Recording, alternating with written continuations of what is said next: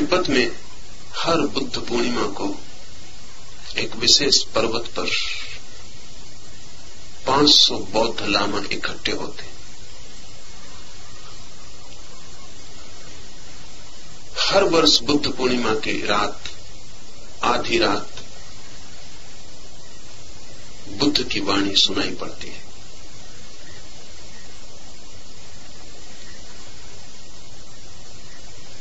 ये बोधिसत्व वाणी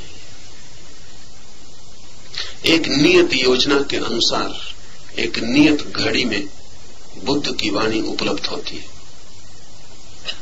नियत लोग, निश्चित लोग जो उस वाणी को सुन सकते हैं, क्योंकि वाणी अशरीरी है, वे ही केवल वहां इकट्ठे होते हैं। 500 से ज्यादा लामा वहां कभी इकट्ठे नहीं होते। जब एक लामा उनमें से मर जाता है, समाप्त हो जाता है, तभी एक नए लामा को प्रवेश मिलता है। स्थान गुप्त रखा जाता है, क्योंकि कोई भी गैर व्यक्ति वहां पहुंच जाए तो बाधा पड़ सकती है उस घटना में। बुद्ध मरते वक्त वो निश्चित कर दें। सदगुरु अक्सर निश्चित कर जाते हैं कि उनके साथ बाद में जब उनका शरीर न होगा तो कैसे संबंध स्थापित किया जाए। उस संबंध स्थापित करने के निश्चित सूत्र हैं और उनके ही अनुसार चला जाए तो संबंध स्थापित होते। जो परंपराएं अपने गुरु से संबंध स्थापित करती रहती हैं वो जीवित है। बहुत सी परंपराएं जिनका संबंध सूत्र खो गया है वो मृत है। जैसे जैनों की परंपरा है वो मृत है। महावीर से संपर्क सूत्र खो गया है और जैनों में आज एक भी सिद्ध पुरुष नहीं है जो महावीर से संपर्क सूत्र स्थापित कर सके। इसलिए जैनों की जो भी गहन गूढ़ विद्या है वो ढकी पड़ी है, उसको उघाड़ने का कोई उपाय नहीं। जैन पंडित, जैन साधु और सन्यासी जो भी करते रहते हैं वो सब बौद्धिक है, उसमें कोई आध्यात्मिक अनुभव नहीं है। इसलिए महावीर जैसे महाप्राण गुरु का भी संदेश जगत तक नहीं पहुंच सका, क्योंकि परंपरा छिन्न भिन्न हो गई। उपाय छोड़ के गए हैं महावीर। जिन उपायों से उनसे संबंध स्थापित किया जा सकता है, लेकिन कोई उपाय काम में नहीं है। बुद्ध की परंपरा आज भी जीवित है। आज भी संपर्क सूत्र स्थापित करने वाले लोग हैं जो आज भी बुद्ध की वाणी उपलब्ध कर सकते हैं। बुद्ध की वाणी शाश्वत उपलब्ध रहेगी, बुद्ध के आश्वासन है। जीसस का संबंध सूत्र खो गया। ईसाईयत औपचारिक धर्म होकर रह गई। चर्च है, पादरी हैं, पोप हैं, भारी विस्तार है, लेकिन विस्तार है, एस्टेब्लिशमेंट है। भीतर जो सत्व है वो खो गया। जीसस से संबंध नहीं रह गया। तो ईसाईयत इतनी फैल गई, लेकिन फिर भी जीसस से कोई संबंध नहीं है, तो प्राण नहीं है भीतर। सैकड़ों परंपराएं पृथ्वी पर है। हर परंपरा किसी महागुरु, किसी बोधिसत्व चेतना से चलती है, लेकिन उससे संबंध स्थापित होता ही रहना चाहिए, क्योंकि युग बदलता है, समय बदलता है, भाषा बदलती है। फिर से पुनः संबंध स्थापित होना चाहिए कि बुद्ध अभी क्या कहेंगे, बुद्ध इस क्षण में क्या कहेंगे, बुद्ध का आज के लिए क्या संदेश होगा। अगर संबंध टूट जाए तो 2000-2500 साल पहले बुद्ध ने जो कहा था वो हमारे पास किताबों में रह जाता है, लेकिन 2500 साल पहले की जो स्थिति थी वो आज नहीं। 2500 साल पहले जिन लोगों से उन्होंने कहा था वो लोग आज नहीं। 2500 साल पहले जो विधियां उन्होंने दी थी वो आज कारगर नहीं होंगी, क्योंकि आदमी बदल गया, आदमी का मन बदल गया। जीवित परंपरा का अर्थ होता है कि बुद्ध से बार बार संबंध स्थापित करके आज के लिए संदेश पाया जा सके। अगर ये न हो सके तो परंपरा बोझ हो जाती है और मुर्दा हो जाती। ये बोधिसत्वों का जो दुर्ग है हमारे चारों तरफ मौजूद है, बहुत निकट, क्योंकि हमारे हृदय के पास है दुर्ग। इससे संबंध बनाया जा सकता है, लेकिन उस संबंध बनाने के लिए पूर्ण समर्पण की दशा चाहिए। मूर्तियां हैं, मंदिर हैं, चर्च हैं, गिरजे हैं, गुरुद्वारे हैं, वे सब प्रतीक हैं संबंध स्थापित करने के।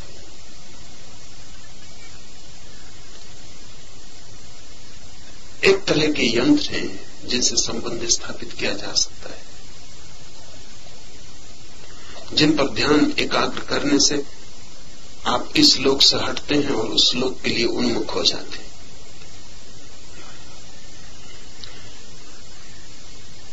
करीब करीब आज पृथ्वी पर बोधिसत्वों का संपर्क क्षीणतम हो गया है। इधर पिछले कुछ दशकों में ब्लेवडस्की के प्रयास से बड़ा महाप्रयोग हुआ और बड़ी चेष्टा हुई कि बोधिसत्वों के दुर्ग से पुनः संबंध स्थापित हो जाए। थियोसॉफी का पूरा आंदोलन इस संबंध सूत्र स्थापित करने के लिए ही था, लेकिन प्रयास असफल गया, हो नहीं पाया। थोड़ा काम हुआ और सब अवरुद्ध हो गए। और आज कोई इतना बड़ा प्रयास दूसरा नहीं है जो ज्ञान की जो शाश्वत धारा है, जो परंपरा है, ज्ञान के जो सूत्र सदा उपलब्ध कर लिए गए हैं, उनको पुनरुज्जीवित किया जा सके। और जरूरत बहुत ज्यादा है कि ये हो, और अगर ये न हो तो आदमी भटक सकता है, खो सकता है।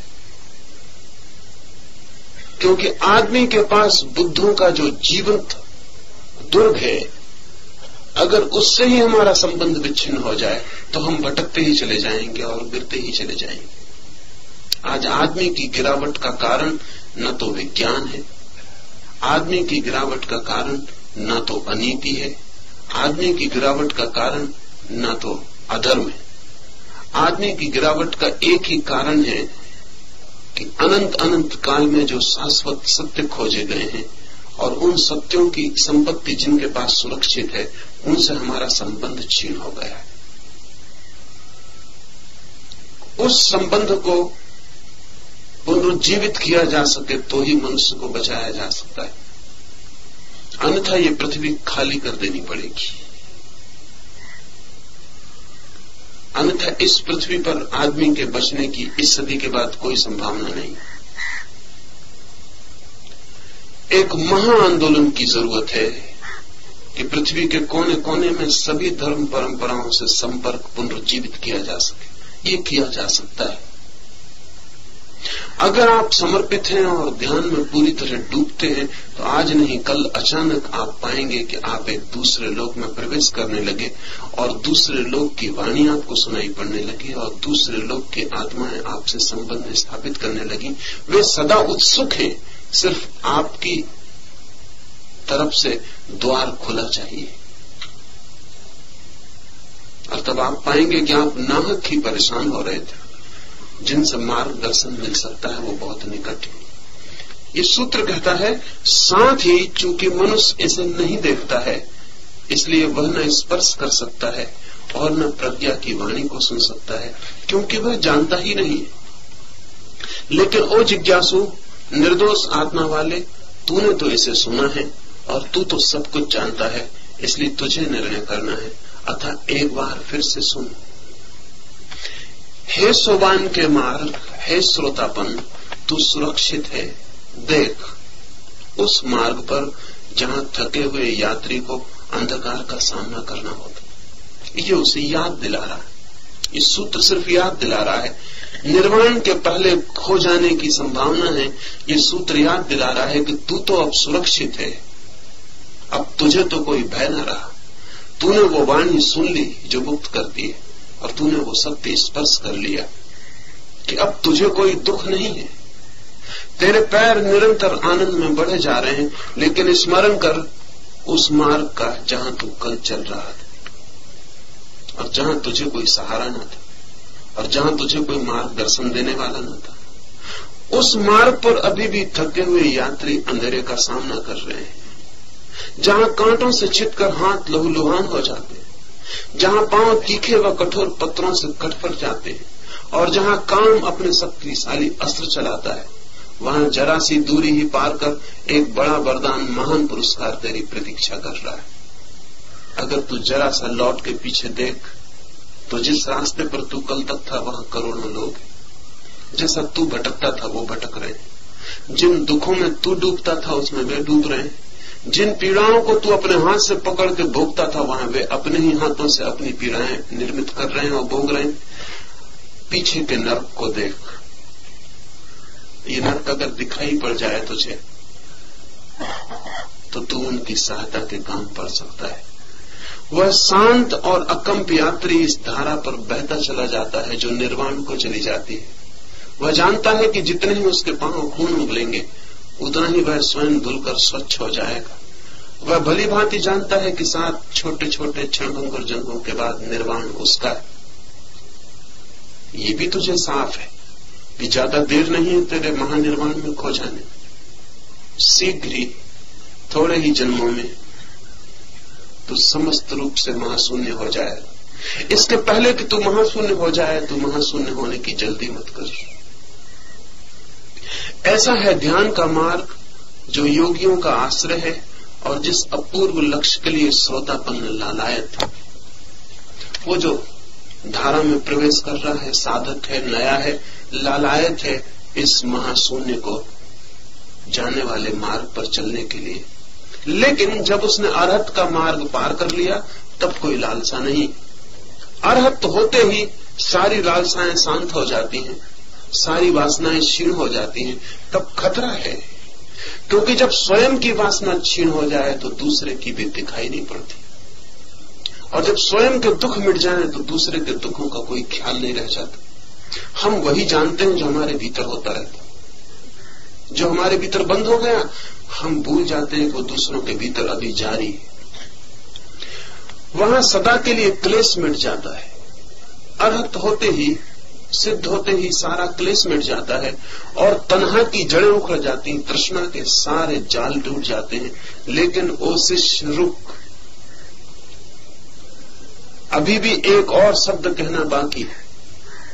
क्या तू ईश्वरी करुणा को मिटा सकता है? करुणा कोई सद्गुण नहीं है, यह नियमों का नियम है, शाश्वत लयबद्धता, आलय की आत्मा। इसे ही तटहीन जागतिक तत्व, नित्य सम्यक्त की प्रभा, सभी वस्तुओं का कौशल और सनातन प्रेम का विधान कहते हैं। एक शब्द और अरहत के लिए सूत्र कहता है कि एक शब्द और, सब हो चुका, तेरी तृष्णा मिट गई। तेरी तृष्णा के साथ ही तेरे दुखों का सागर तिरोहित हो गया। खुद की तृष्णा ही खुद का दुख है। तुझे कुछ पाने को ना बचा, तूने सब पा लिया। तू हो गया जो हो सकता था, तेरा फूल खिल गया। लेकिन एक आखिरी शब्द और वो आखिरी शब्द है करुणा के संबंध में। इसे हम समझ लें, जिस जगत में हम रहते हैं वासना नियम है। वासना का अर्थ है हम लेना चाहते हैं, पाना चाहते हैं, छीनना चाहते हैं। जिस जगत में हम रहते हैं वहां वासना नियम है। इस जगत के पार होते ही वासना की जगह करुणा नियम हो जाता है। वासना का अर्थ है लेना, करुणा का अर्थ है देना। वासना के ठीक विपरीत, वासना चाहती है देना कुछ भी ना पड़े और सब मिल जाए, और करुणा चाहती है लेना कुछ भी ना पड़े, सब दे दिया जाए।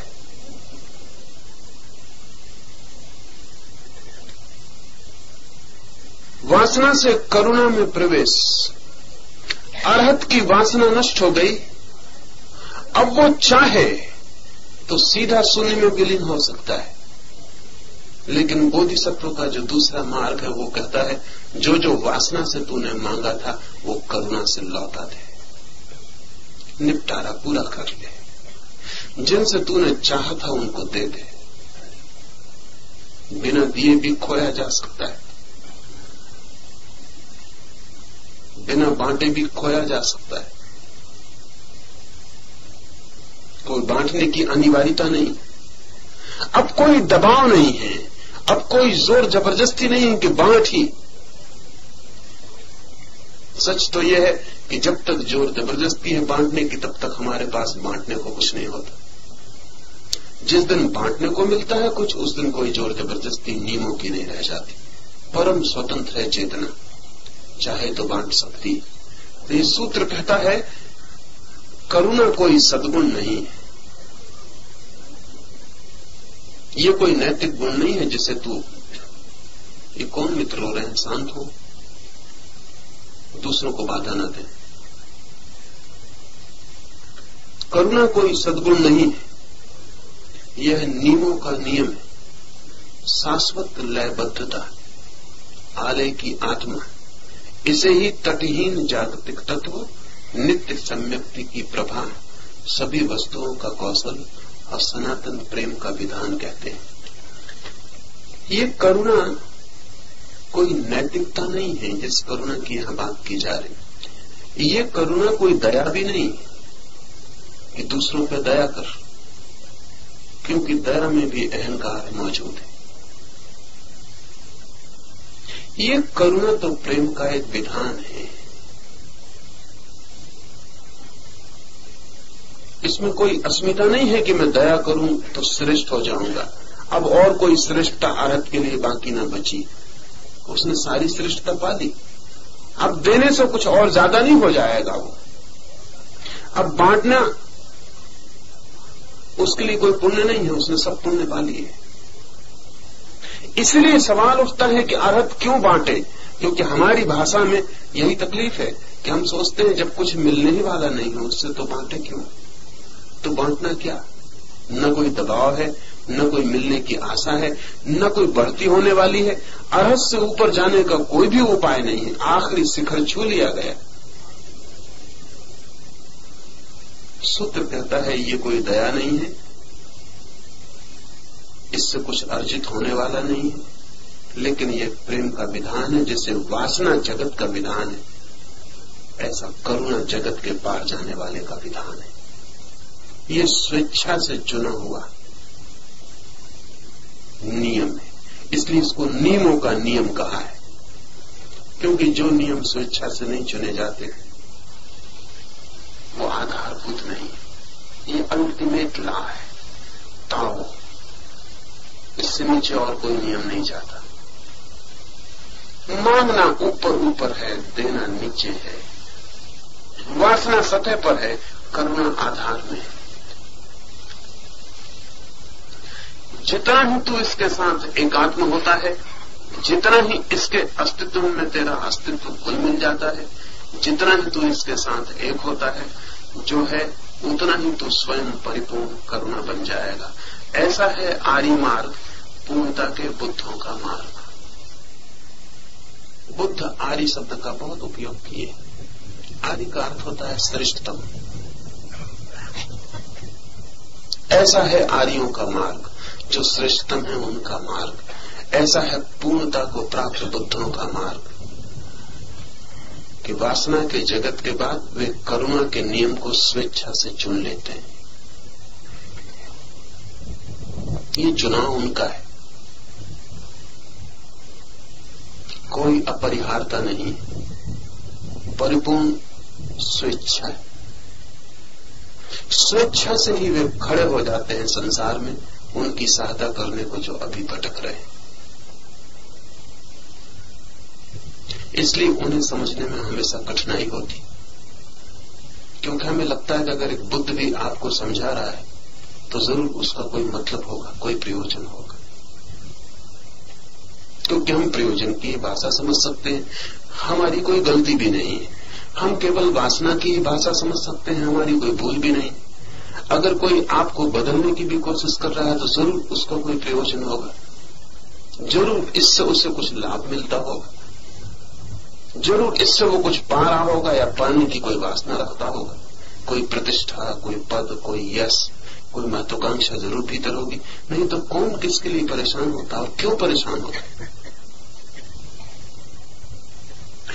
वासना की भाषा में जो जीते हैं उन्हें करुणा का बिल्कुल भी पता नहीं हो सकता। इसमें उनकी कोई गलती भी नहीं है, कोई उपाय ही नहीं। जैसे अंधे को प्रकाश नहीं दिखता, वैसे वासना वाले को करुणा नहीं दिखाई पड़ती। करुणा भी अगर दिखाई पड़ती तो वो समझता है इसके भीतर भी कोई न कोई वासना जरूर छिपी। इसलिए बुद्ध सदा ही गलत समझे जाएंगे, ये उनका भाग्य है। गलत उनको समझा ही जाएगा, क्योंकि जिनसे वो बात कर रहे हैं उनकी भाषा और है, उनका नियम और है।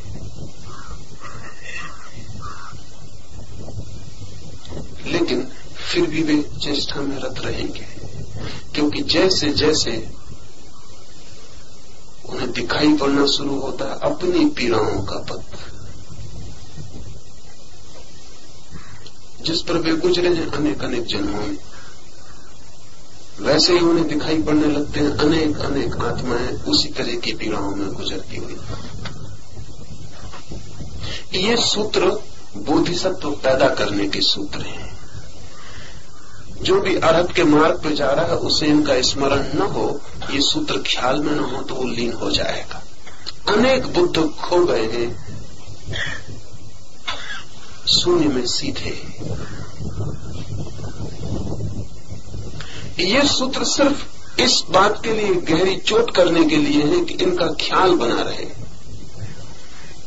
तो महायान में जैसे ही साधक ध्यान के करीब पहुंचने लगता है, इस तरह के सूत्र उसके गुरु उसको देने लगता है, क्योंकि अब डर का क्षण करीब आ रहा है।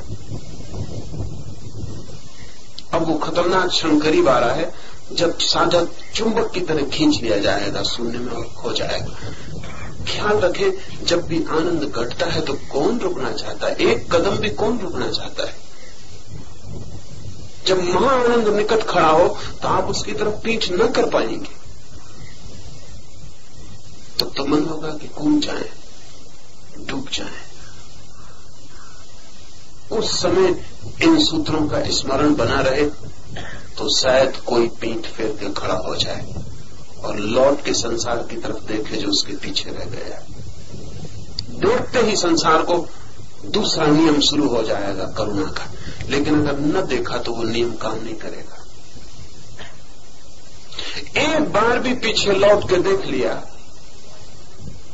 वासना तिरोहित हो गई, करुणा सक्रिय हो जाएगी, दूसरे नियम का सूत्रपात हो गया।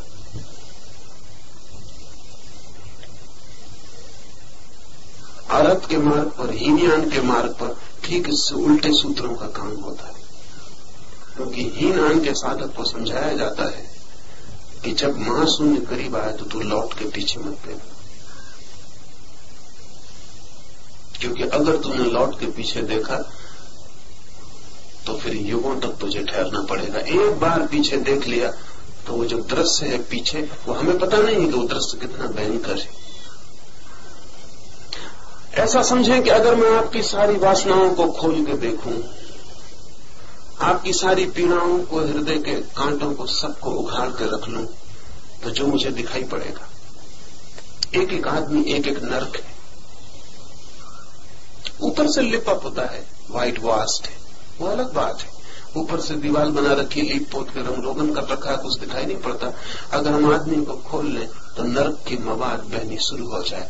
अगर हम सारे जगत को, जब कोई बोधिसत्व पीछे लौट के देखता है तो वहां मवाद का, पीड़ा का, दुख का, घृणा का, हिंसा का राज्य।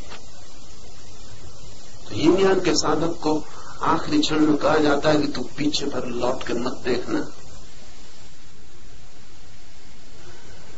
क्योंकि नदी जब गिरने लगती सागर में तो एक बार पीछे लौट के देख लेती उस रास्ते को जिस पे होके आई।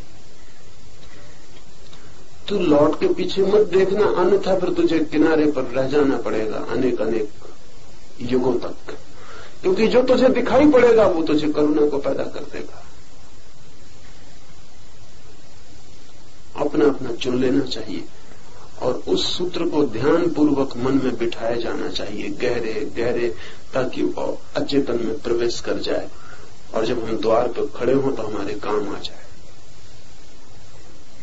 अगर लगता हो कि हीनयान ही मार्ग है, लगता हो कि मुझे ही शून्य में चले जाना है, तो फिर इन सूत्रों से बचना चाहिए। और लगता हो कि उचित है यही, क्योंकि मेरा फिर कुछ भी खोएगा नहीं। अनंत काल भी अगर रुका रहूं मैं किनारे पर, तो मैंने जो पाना था वो पा लिया है, कुछ मेरा खोता नहीं। लेकिन मैं दूसरों के काम आ सकता हूं, और एक दूसरे करुणा के नियम का हाथ में सूत्र आते ही मैं सहयोगी और सहारा बन जाता हूं।